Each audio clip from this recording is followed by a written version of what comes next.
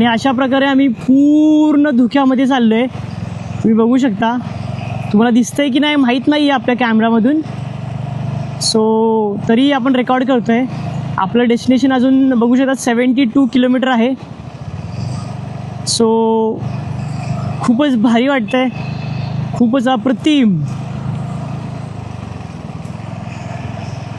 आता काही नाही बोलत, फक्त तुम्ही आस्वाद घ्या थोडासा धुक्यांचा. आपली एस टी बघा कशी. ओय ग काय करतोय. एस टीने आपल्याला आंघोळ घातलेली आहे सकाळ सकाळी. खूपच छान, मस्तच भारी. एस टीवाले काका पण मूडमध्ये होते. फुल आपल्याला अंगावर पाणी मारून गेलेत.